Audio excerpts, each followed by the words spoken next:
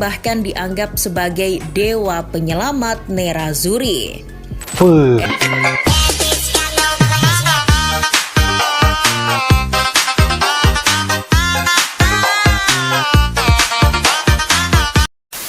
Guys, kejeniusan Erick Thohir selamatkan Inter dari kehancuran. Dan ini merupakan dari channel Starting 11 Story. Jangan lupa seperti biasa like, comment, share dan juga subscribe di dalam channel ini guys. Seperti apakah ceritanya cara Bapak Erick Thohir dengan jeniusnya menyelamatkan Inter dari kehancuran. Ketua PSSI yaitu Bapak Erick Thohir. Tanpa basa-basi, ayo kita sama-sama nonton di dalam video pada kali ini.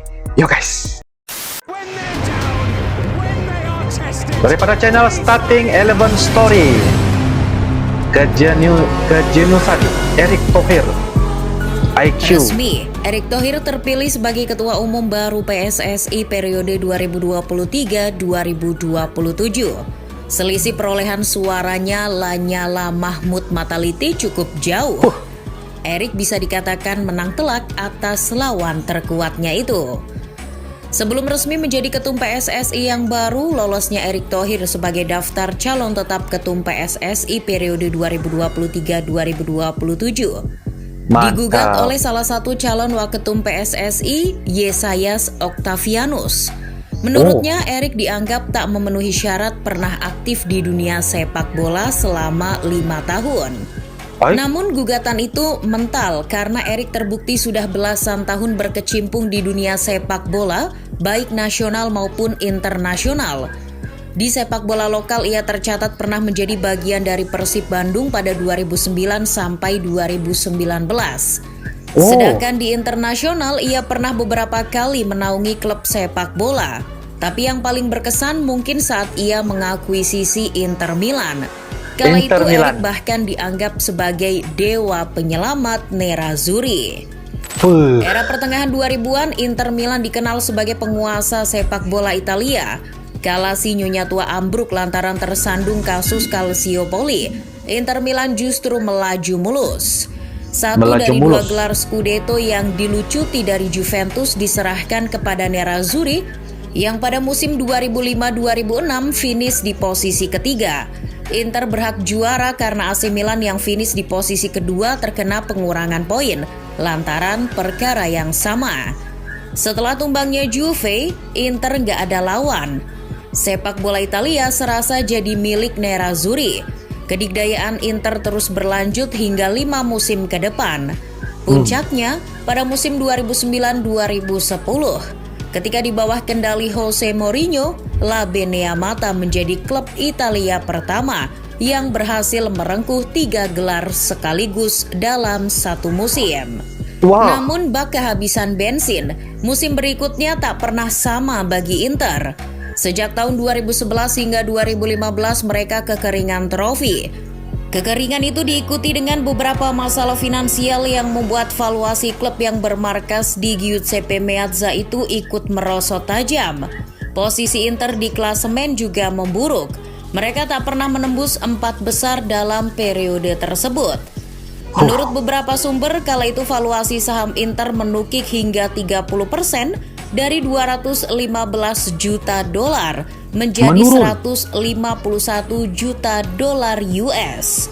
Lantaran kondisi tersebut, Massimo Moratti selaku pemilik lama Inter terpaksa melego klub yang telah dipimpinnya selama lebih dari 20 tahun pada tahun 2013. Mendengar kabar tersebut, pengusaha kaya asal Indonesia Erick Thohir tertarik untuk mengambil alih Inter Milan. Bagi Erick, ini merupakan kesempatan yang tak boleh dilewatkan. Kapan lagi dapat klub sebesar Inter dengan harga yang jauh lebih murah? Yang lucu, awalnya Erick hanya diberitahu kalau ada klub Eropa yang mau dijual, tapi ia belum tahu klub tersebut main di liga mana. Ia pun merespons tawaran itu sambil berceloteh kalau ia belum siap jika klubnya berasal dari Inggris. Tapi, jika klub Italia, bolehlah. Itu karena Erick merupakan penggemar sepak bola Italia, khususnya Inter Milan. Setelah Erick membuka proposalnya, ia terkejut. Klub yang ditawarkan benar-benar berasal dari Italia. Yang bikin lebih kaget adalah klub tersebut adalah Inter Milan. Tanpa Favivu lagi, Erik terbang ke Italia untuk bertemu dengan Moratti. Mantan bos DC United itu menggoda Moratti agar mau melepas saham mayoritasnya. Dengan kemampuan negosiasi yang ciamik, Erik berhasil meluluhkan hati Moratti. Ia berhasil menggoda Moratti untuk melepas 70% saham dari klub yang sudah ia pimpin selama 20 tahun lebih. 3 tahun memegang Inter Milan, Erik Thohir menorehkan sejarah baru. Erik Thohir bergerak cepat membenahi klub. Konsentrasi utamanya sebagai presiden klub adalah untuk membenahi keuangan Inter yang berantakan. Selain terlempar dari klub papan atas Italia, Inter dibelit persoalan keuangan. Pria berusia 52 tahun ini melakukan restrukturisasi manajemen dan merekrut orang-orang berkompeten untuk membenahi klub. Dia memecat Marco Branca dari posisi direktur teknis pada Februari 2014 dan mempromosikan Piero Ausilio. Selain itu, ia juga membawa Michael Bolingbroke, sosok di balik kesuksesan bisnis Manchester United saat itu. Tak lupa ia juga memasukkan nama Javier Zanetti ke manajemen klub. Tak hanya itu, Erik juga melebarkan pasar ke Asia, terutama Indonesia. Inter sendiri memiliki basis penggemar yang luar biasa di Asia. Erik Thohir kemudian sering menjadwalkan tur ke negara-negara Asia termasuk Cina. Strategi ini membuat pemasukan di bidang penjualan merchandise semakin meningkat. Tentu, gawean Erik Thohir tak melulu soal memperbaiki keuangan. Ia juga membantu Inter untuk membangun kembali skuad mereka. Perombakan diawali dengan memecat allenatore saat itu, Walter Mazzarri, setelah Inter tampil buruk di Serie A musim 2014-2015. Dipecat dengan ya, cepat, guys. Erik memanggil kembali mantan pelatih Inter era 2000-an, yakni Roberto Mancini. Menurutnya penunjukan Mancini dapat membantu Inter untuk kembali ke puncak sepak bola Eropa. Erik paham betul track record Mancini bersama Inter Milan sangat baik. Karena fokus utama adalah memperbaiki keuangan, tentu dana transfer yang dimiliki Inter jadi tak banyak. Namun Erik tak kehabisan akal. Beberapa upayanya adalah mempertahankan pemain-pemain yang punya daya juang tinggi dan berinvestasi pada pemain-pemain muda. Untuk memenangkan hati fans, Erik menggagalkan transfer gelandang ulet Freddy Guarin ke Juventus. Selain itu, ia mengkombinasikan pemain matang siap pakai seperti Lukas Podolski, Felipe Melo, hingga Nemanja Vidic dengan pemain muda. Berkat cara tersebut, di era Erik Thohir kita mengenal pemain-pemain muda berbakat macam Danilo Di Ambrosio atau Marcelo Brozovic. Pada periode tersebut sebetulnya muncul juga nama Philippe Coutinho. Namun ia dirasa belum memenuhi standar dan akhirnya dilego ke Liverpool tahun 2013. Perlahan namun pasti tahun 2015 perbaikan yang dicanangkan oleh Erik mulai terlihat. Mungkin bukan trofi yang dihadirkan oleh Erik, tapi Nerazzurri kembali menjadi klub yang sehat secara finansial. Pasarnya di Asia hingga Amerika juga makin oke, sehingga fans Inter di benua-benua tersebut kian meningkat. Selain itu, posisi Inter Milan di klasemen Serie A juga menunjukkan progres positif.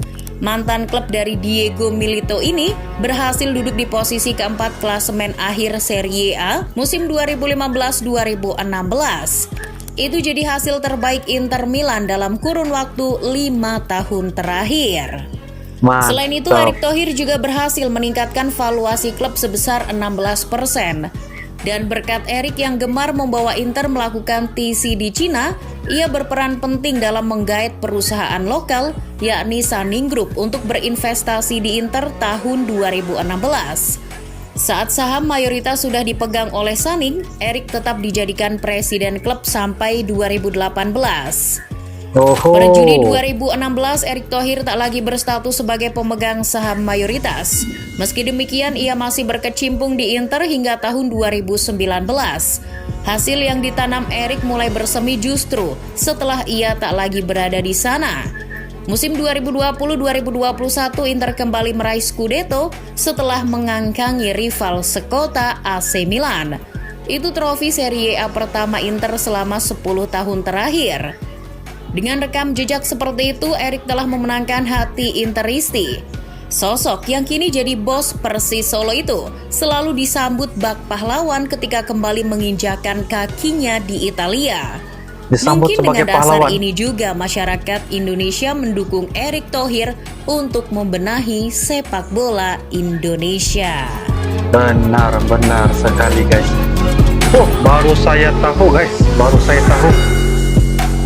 Bukan kaleng-kaleng nih Bapak Erik Thohir nih guys. Bukan kaleng-kaleng.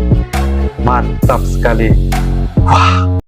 Oke guys, demikianlah sebentar tadi video dari channel Starting 11 Story di mana penjelasan beliau, admin ini mengatakan tentang bagaimana cerita Bapak Erik ini membenahi ya klub yang bagi saya sangat besar ya di Italia guys, yaitu Inter Milan. Ternyata Bapak Erik ini juga adalah antara peminat sepak bola tegar guys ya, peminat sepak bola yang begitu menggemari terutamanya di Italia. Sebab itulah beliau ini menjadi salah seorang pemegang ataupun pemilik kepada klub Inter Milan guys ya. Walaupun dari segi perlawanan dan sebagainya menduduki posisi yang keempat, tetapi dari segi saham, dari segi mereka punya biaya finansial dan sebagainya melonjak naik guys, karena Bapak Erik ini seorang yang sangat-sangat jenius dalam melaksanakan dari segi perusahaan, dari segi melaksanakan kegiatan-kegiatan sepertinya investasi dan sebagainya. Itu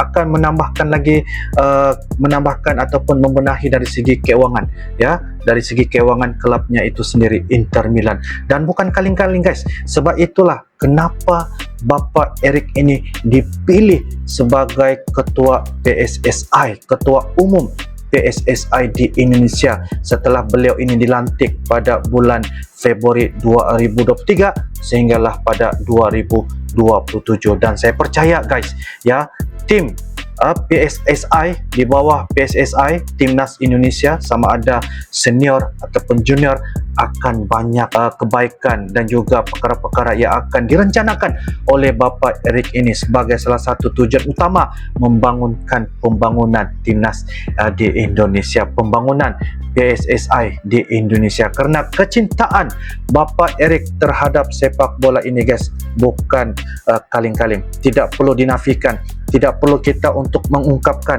kata-kata yang mengatakan Bapak Erik ini tidak layak, tetapi sebenarnya layak karena beliau mempunyai banyak pengalaman ketika memimpin ya klub di Italia yaitu Inter Milan. Bagi saya bukan kaleng-kaleng guys, dan ternyata saya pun melongo karena melihat bagaimana kebijakan Bapak Erik ini ya menyelamatkan situasi klub Inter Milan, terutamanya finansial dan saham dan sebagainya. Jadi itu salah satu kriteria ataupun perkara-perkara menjadi tunjang utama menjadi kepimpinan dipilih sebagai ketua umum PSSI. Kita dapat lihat pada hari ini di mana Bapak Erik bukan kaleng-kaleng berani membawa tim besar ya ke Indonesia yaitu Argentina, dan juga telah menghubungi beberapa buah negara ya atas 100 ranking kedudukan di atas, di mana ini juga salah satu tujuan daripada permintaan daripada coach Sinteyong, diminta untuk